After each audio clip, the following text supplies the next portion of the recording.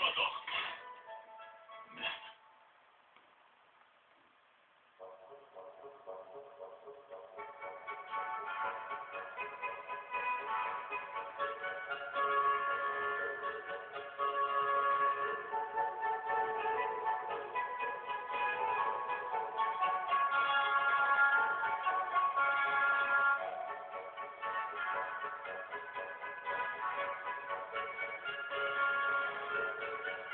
Das ist vielleicht der Doriansmodus meines gesamten bisherigen Lebens und zugleich der Altersdruck.